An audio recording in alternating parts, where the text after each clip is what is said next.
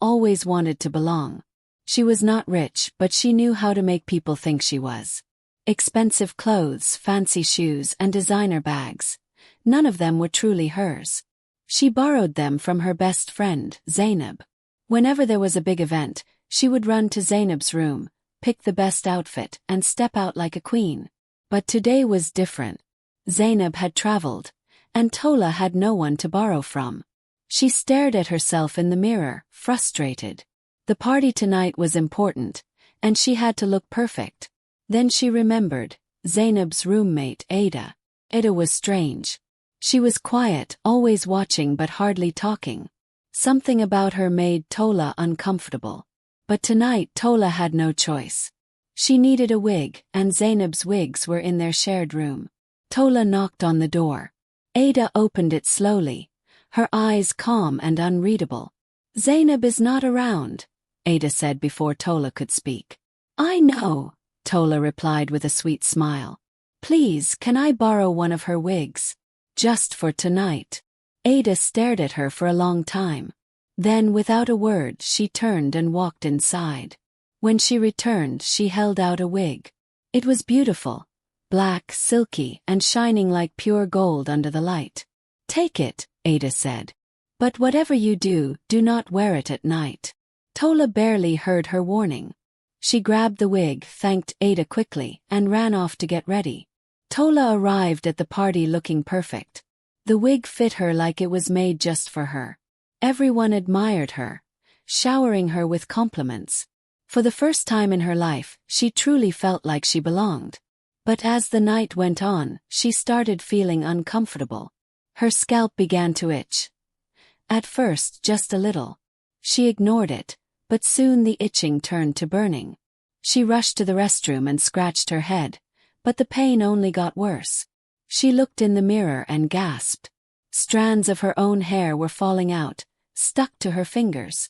Panicked, she pulled at the wig, but it wouldn't come off. Felt like it was part of her head. Fear gripped her. She needed to get home. The moment she entered her bedroom, she yanked at the wig with all her strength. Finally, it came off and she collapsed onto the bed, exhausted. The pain stopped, but she felt weak, her body cold as ice. That night, she had a strange dream. A woman with long, flowing black hair sat in a dark room, crying. Her face was hidden, but her voice was clear. "Give it back, or you will become me." Tola woke up screaming. The next morning, Tola looked in the mirror and screamed again. All her hair was gone. Her scalp was completely smooth like a newborn baby's. She touched her head in shock, her hands shaking. The dream. The wig. It wasn't normal. Desperate for answers, she ran back to Zainab's room and banged on the door. Ada opened it, looking calm as always. But this time, there was something knowing in her eyes. "What have you done to me?" Tola cried. "Why did you give me that wig?" Ada sighed. "I warned you." Tola's breath came fast. What was that thing? Who was the woman in my dream? Ada stepped aside, letting Tola into the room. She walked to her bed and pulled out a small wooden box from under it. Opening it, she took out an old photograph and handed it to Tola. The picture showed a woman with the same long black hair as in Tola's dream. "Her name was Amara," Ada said. "She was my older sister. She loved her hair more than anything. One day, she bought a special wig from a powerful woman. But the wig was cursed. It fed on her real hair, and soon it took more than that. It took her life." Tola felt cold fear crawl over her skin. "Then why did you give it to me?" "Because you asked for it," Ada said simply. "And because the curse needed someone new." Tola's heart pounded. "How do I break it?" she whispered.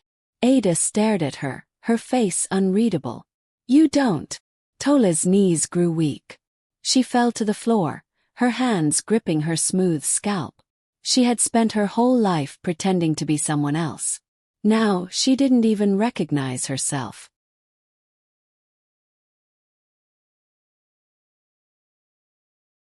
Tola's heart pounded. "How do I break it?" she whispered. Ada stared at her, her face unreadable. "There is only one way. You must return it to where it came from. The woman who sold it to Amara, she still lives. But she doesn't welcome visitors. With Ada's help, Tola traveled to an old part of town, where they found a crumbling wooden shop hidden in an alleyway. An elderly woman with piercing eyes sat behind a counter filled with strange objects. I knew you would come, the woman said before Tola could speak. You took what was not meant for you. Tola swallowed hard. Please. I need to break the curse. The woman studied her before reaching under the counter and pulling out a small bottle filled with a dark liquid. Drink this at midnight. Burn the wig. And whatever you do, do not look into any mirrors until the morning. Tola nodded, taking the bottle. That night she followed the instructions. She burned the wig in an open field, watching as the flames turned blue and the air filled with whispers. Then she drank the potion and lay in bed, ignoring the urge to check the mirror. By morning her scalp tingled. She touched her head and gasped. Soft, short strands of hair had started growing back. Tola had always tried to be someone she wasn't.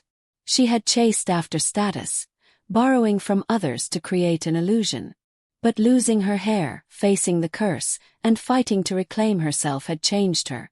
She was now more conscious, more content with what she had.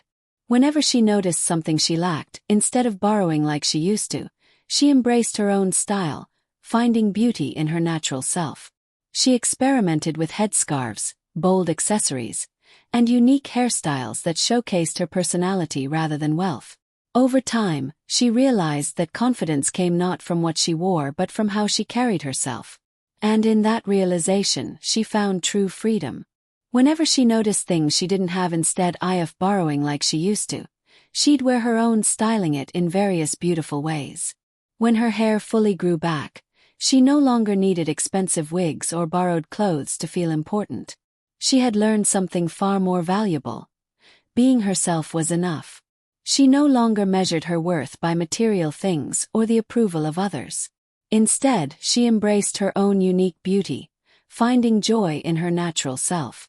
She started investing in herself in ways that truly mattered, reading more, learning new skills, and surrounding herself with people who valued her for who she was, not what she wore. In time, the fear of not belonging faded, replaced by a quiet confidence she had never known before. One day she visited Ada, who was seated by the window, flipping through an old book. The moment she saw Tola, a knowing smile crossed her lips. Tola no longer wore borrowed clothes or wigs. She stood tall, her own natural beauty shining through. There was something different about her now, something Ada recognized instantly. You finally understand, Ada said, closing the book gently. It was never about the hair or the clothes, was it? Tola exhaled, a soft chuckle escaping her lips. No, it wasn't. It was about me not feeling like I was enough. But I see it now.